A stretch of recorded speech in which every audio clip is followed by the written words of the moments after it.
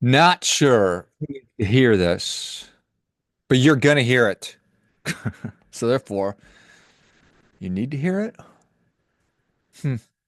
Regardless, welcome to Five Things, the Influence Edition. Why do we do anything? What is it that spurs us, that motivates, that catalyzes action? What are our motivators? What are those influences? Does money influence politics? Well, of course it does. Of course, money influences politics. Going through this wonderfully awful exercise of uh, Senate confirmation meetings, hearings. Do you ever watch these? They are such a performative, sort of gut wrenching, cringe exercise where the senators kind of grill these nominees. And you're never going to get too much entertainment value, therefore, screen time out of, say, a Republican senator questioning a Republican nominee. They're on the same team, so there's no fireworks. Where it gets good is when you have a Republican senator and a Democratic nominee, or vice versa. You get the idea. And then, buddy, whew, let's go. Just dragging people over the coals and stomping on their reputations and tarring them with terrible, just awful things, just saying terrible things about them. Like, Mr. So and so, Miss So and so, is it true that you hate children and wish that all puppies and kittens were dead? Isn't it true? Like, no, nobody thinks that. You don't even think that that's true. Why are you saying such terrible things? That's just how it goes. Anyway, does money influence politics? And obviously it does. And obviously it always has. It's always influenced politics. It's probably why a lot of people get into politics in the first place, and certainly why they stay in politics for as long as they do. But there's a power dynamic there also. But just the idea that money doesn't influence politics, that political donations aren't going to have some kind of influence is an absolute preposterous thing because money influences pretty much everything. And so, anyway, does a focus on DEI change priorities or have an influence? Of course it does. Of course it does. Just like if you were to focus all of your energy on making sure that a fire department that everybody exceeded all of the physical tests by 50%. If that was your focus, if you focused only on making sure that your firefighters had a certain body fat percentage, if that was your sole focus, well, you would get results. So clearly, there are questions to be asked and answered about the LA wildfires, but I just don't think that it's a controversial thing that when you dedicate resources in one area, there's just not that many resources. So when you decide to section off some of those resources in the name of one thing, it just means that you're saying no to everything else. Thomas Sowell famously said that there's no solutions, there's only trade-offs. And so when you have finite resources, which we all have, when you make a decision on the allocation of a finite resource, that means you're saying yes to whatever it is you've decided to allocate it to and no to everything else. So, is DEI responsible? Of course it's not.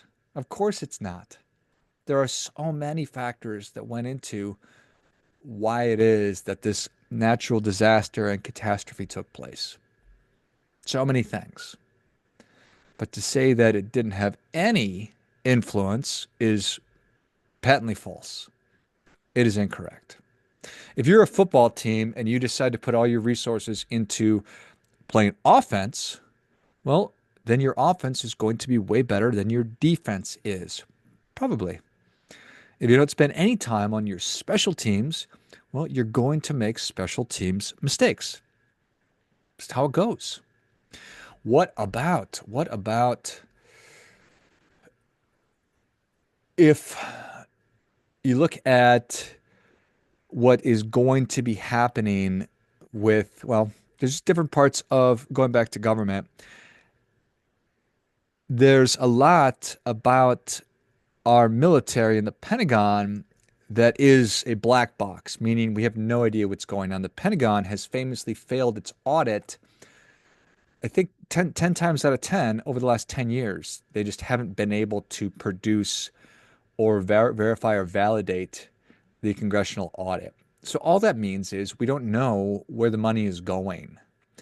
And if you don't think that there are going to be abuses, then you're wrong. If you know that nobody is looking or that nobody can see what you're doing, there's going to be abuses. Versus if you know for a fact that every decision that you make and every move that you make is going to be highly scrutinized and reviewed and looked at, it's going to change behavior. It's just going to change behavior about things. So when we have finite resources that are available, as we all do, and right now we're talking about giant sums of money, we're talking about the presence and influence of money in politics. That is seemingly an endless amount of money versus a football team versus your home budget. If you, when you make a decision to allocate money to one thing, because your money and my money is very finite.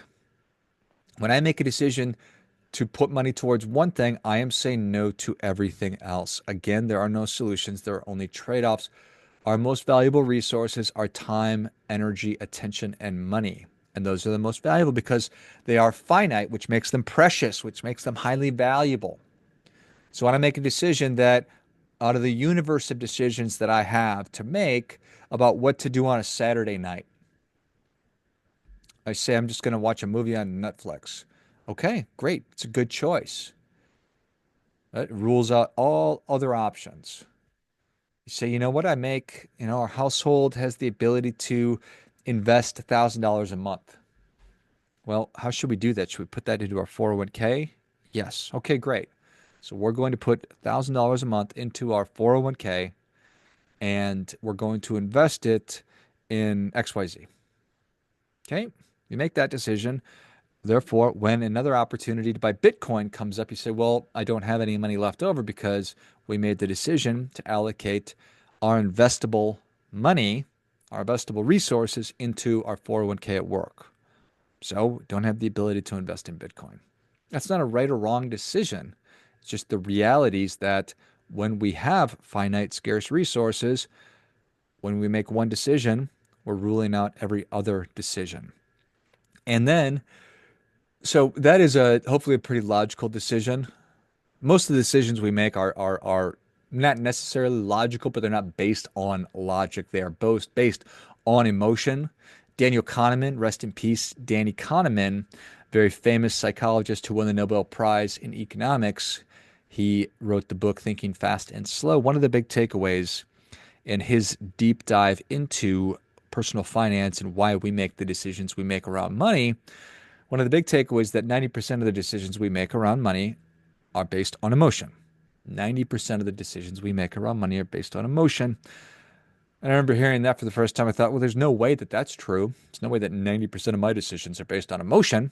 And then I thought about it. I'm like, oh, yeah, everything I do is based on emotion. It's based on how I feel. So, what is it that moves us to action? Certainly, and with Danny, the fast part of our brain is the knee-jerk response. It's the impulse. The slow part of the brain is the logic, reasoned based approach. A good example of this, how it shows up, is when you get a crappy message from somebody, email, you want to fire it back. All caps, pound sand, screw off. You can fire that off. Or you could say, you know what? Close the keyboard, close the computer. I'll wait till tomorrow. I'm gonna sleep on this. And odds are, 9 times out of 10, you probably make the decision that I'm not going to fire off this angry, impulsive type email. So I just became curious, what are the top five? What are the five biggest drivers of how it is that we make decisions? What is it that is influencing our decision making? Because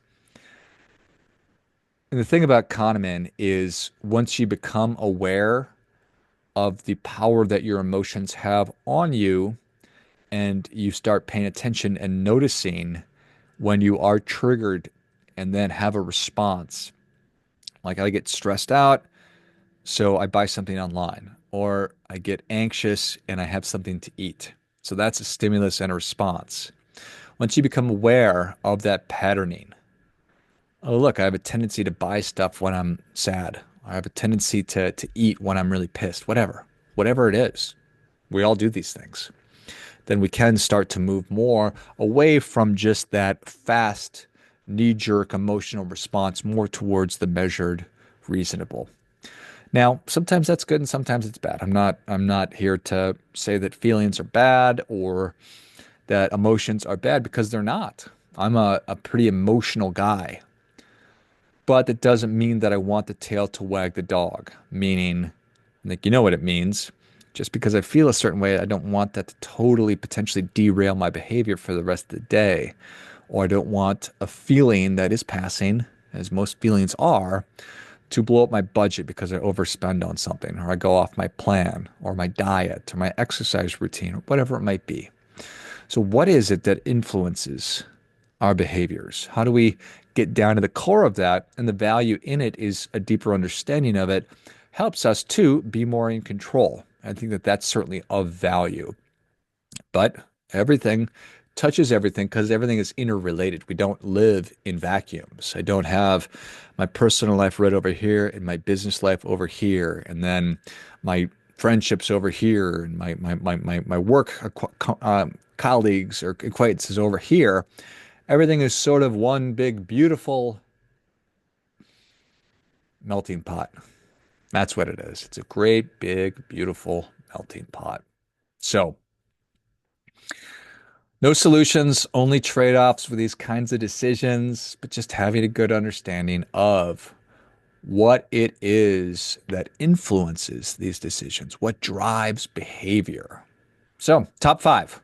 Let's go through five things because there's a lot. There are a lot of different things that really influence our behavior, but top five from my perspective. I'm open to conversation, or you could certainly quibble with these, but peer pressure, social influence, cultural norms, we'll put that at numero uno. Number one, social influence.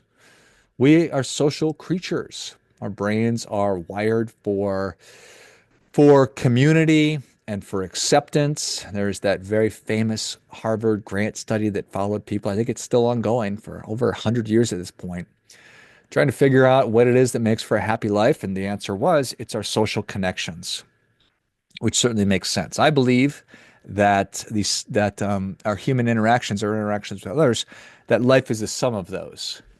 So the better that we get, the better our life will be, so on and so forth. But we're also wired to be accepted because we don't want to be kicked out of the tribe. Think about way back in the day, thousands of years ago, if it was just you out there wandering the plains on your own, your odds of survival are pretty low. Versus if you are part of a larger community, band together, pool resources kind of thing, protect each other, keep each other safe, companionship, friendship, probably going to be a healthier, happier person. So you think about how peer pressure shows up over the course of your life. Maybe when you were 14 or 15 or 18 or 19 or whatever, you started smoking cigarettes and drinking some beer, just doing what friends do. Maybe you even did some drugs. I don't know. I don't know what you were doing. Don't get mad at me. It's not my fault that you made those decisions. There's also social proof, which is going on here. When we see other people doing it, we assume that it's correct. Maybe that's what's going on in our government. When all these Congress men and women and senators are doing what they're doing. They all seem to be doing a lot of the same things. It's like, well, they're doing it, so I guess it's okay. Conformity. So I think that a big part of getting past this is just like it's like your mom said back in the day. If everybody jumped off a bridge, would you jump off a bridge too? Hmm? Would you? Would you jump off a bridge too? Would you also do that? Are you a lemming that's going to jump off that mountain because all the other lemmings are doing it?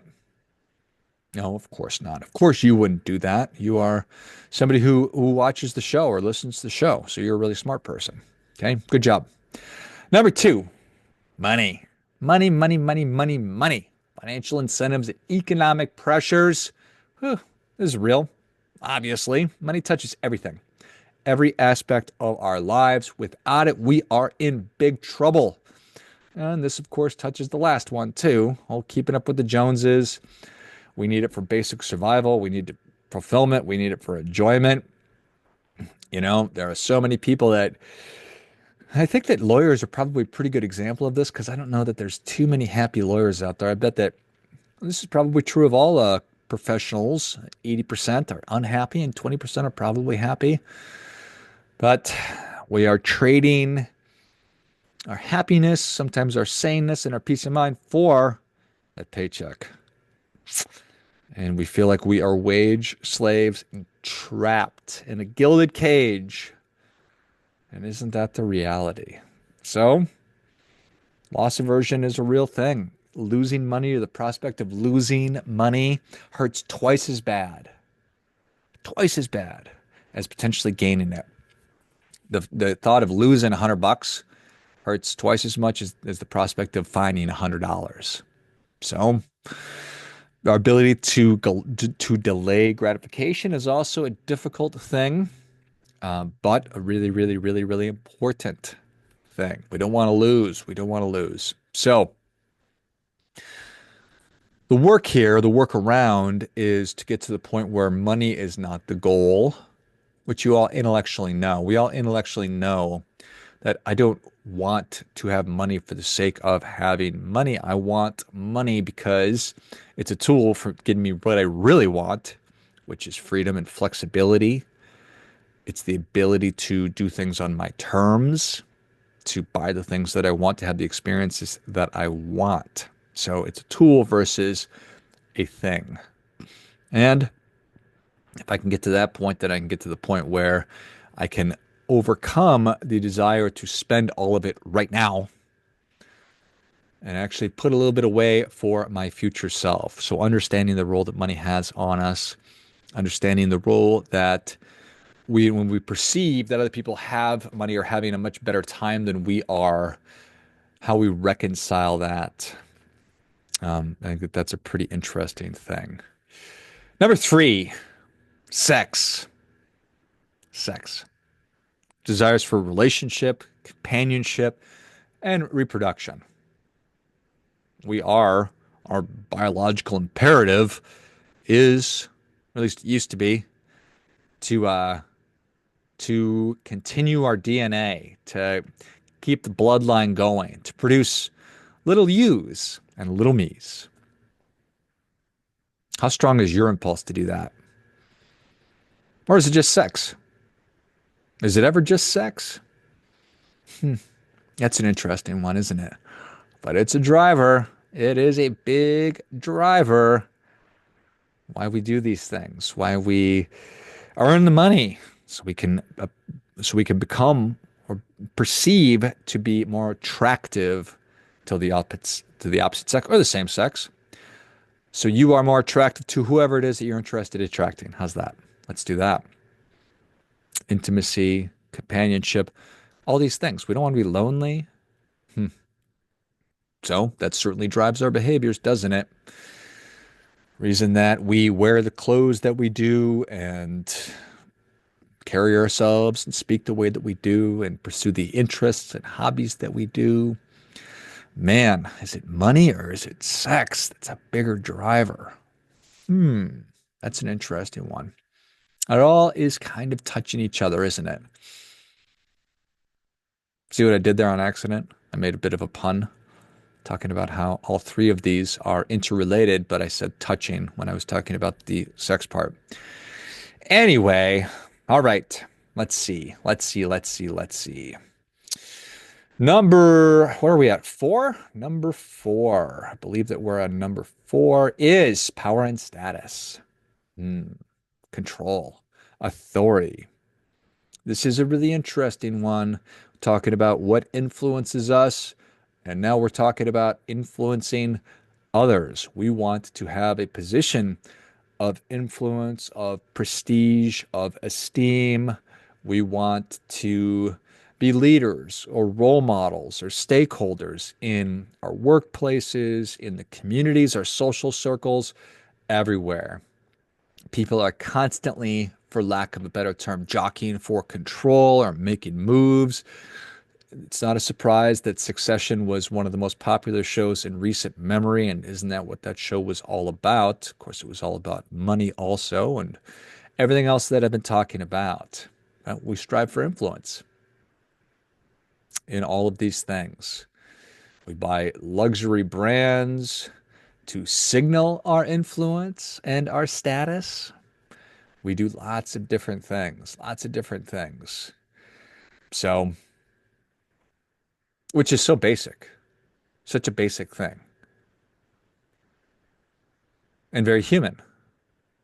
Some of the basic things are, that's just sort of at that base level.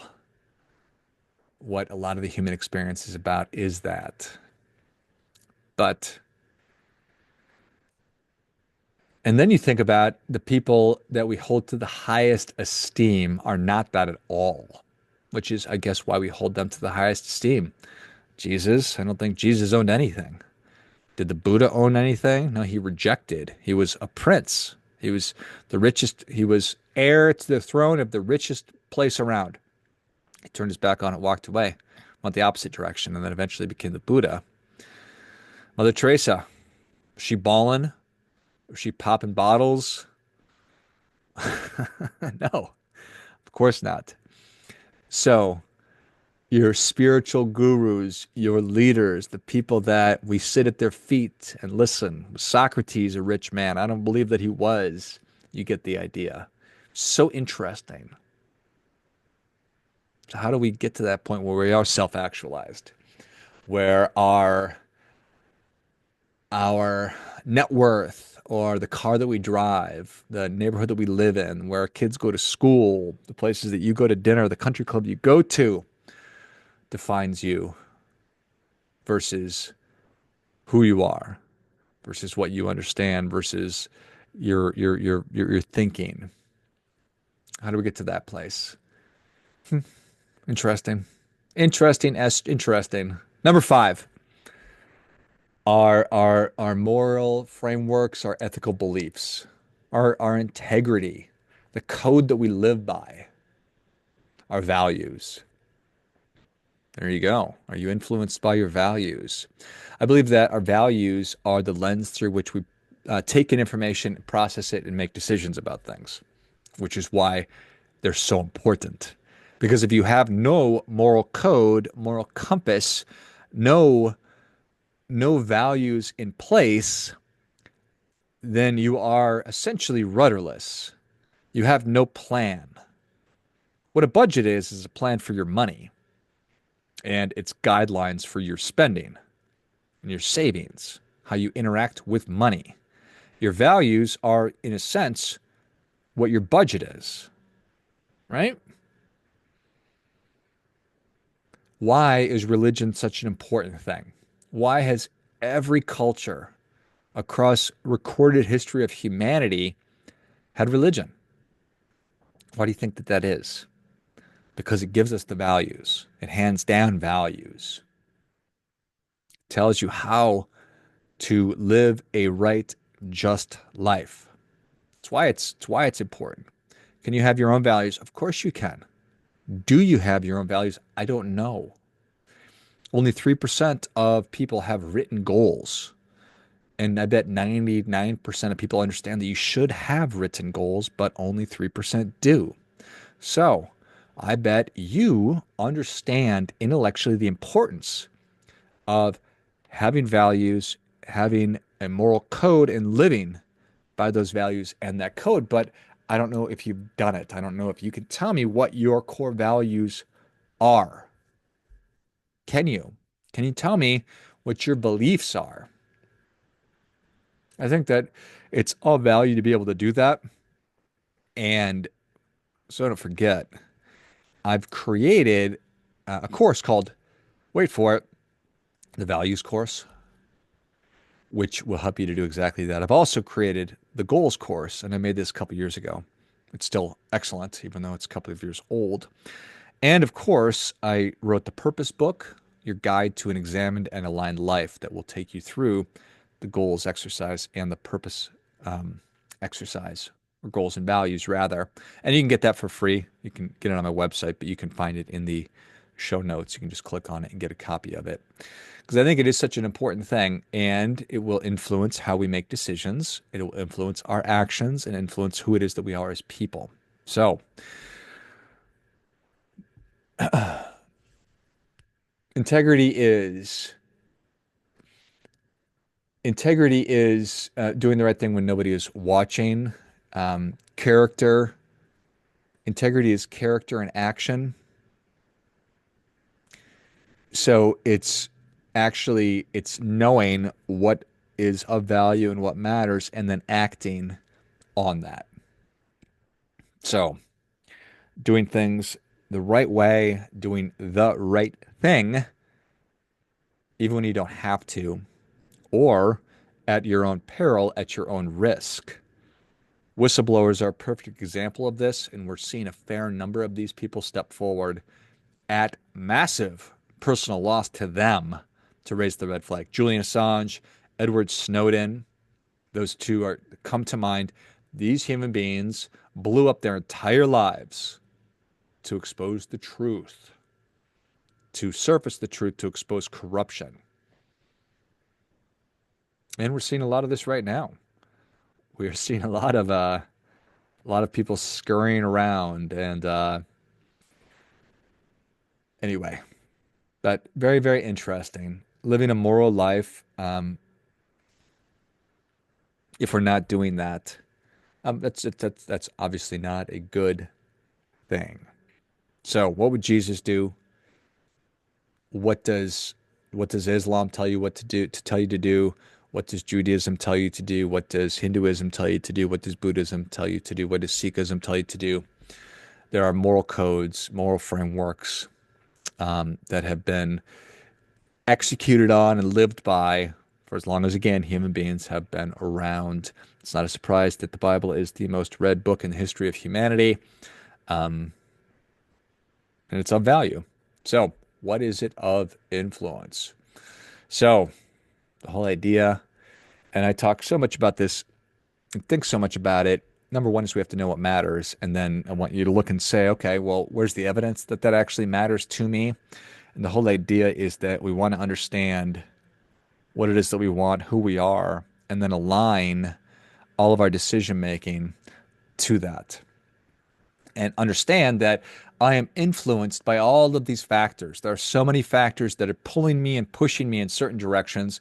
I have so many wants. I've got biological imperatives that are pushing and pulling me. I've got peer pressure that is happening to me all the time. I've got financial desires and questions to answer and pressures. I've got so many different things that are at work that are influencing me. They're pulling at my thoughts. There's so many different things out there that want to extract my most valuable resource. There's so many different things out there working constantly to extract your most valuable resources. And so it's incumbent upon us to be able to understand these things, to be able to understand and recognize when it is that we are falling prey, falling victim, being influenced, being pulled in a certain direction. And then to just pump the brakes and say, okay, that's fine. I feel like this right now, but I'm not going to act on it because it's not what I've decided are the best use of my resources. So there you go. Honorable mention, survival instinct. Fear and self-preservation. This is a strong one. Gotta stay alive, buddy. Curiosity, personal growth. I am such a proponent of getting better. That's what the whole deal is about here on the show. Get better, live how you want. So, addictions, habits. Yeah, well, that's certainly going to influence behavior if I'm addicted to, if I have an addiction. It's certainly going to influence my behavior. In fact, if you ever want to see somebody who is willing to do anything to get what they want, it's a drug addict. They would literally do anything to get drugs. There was that wonderfully horrible show about the Sackler family and the opioids. What was it called? It followed a handful of people, and it was so sad, so well done. That's just evidence and showing you just how dangerous, in this example, opioids were. What was the name of that medication? It's going to bug me. And it's obviously you're screaming it right now because you know the answer to it. But I'm not going to be able to pull it out of my head. Um, we all have cognitive biases. So we've got blind spots. So that's number four in the honorable mention piece. And then of course, number five, hedonism, comfort and pleasure. Seeking comfort, seeking desire, desiring pleasure, seeking comfort. These are massive motivators, especially when we're tired. Especially when we're tired and we are burned out. I know that I'm certainly drawn to that. Want to make it all go away sometimes. So everything influences everything. Part of the human experience is just it's realizing that, embracing it. Again, I'm the last thing, well, maybe not the last thing. I'm not interested in in trying to not have feelings. I'm not interested in not being influenced. What I am interested in is making as sound decisions as I possibly can. And I'm not advocating, nor do I advocate for some kind of an infinity war where I make every possible decision perfectly. I don't want my dietary decisions to be perfect. I don't want my exercise decisions to be perfect. I don't want my free time decisions to be perfect. But I wanted to get to about 80% right. So B minus level, 80/20. If I can if I can get right, it's not really the 80/20, but you get the idea.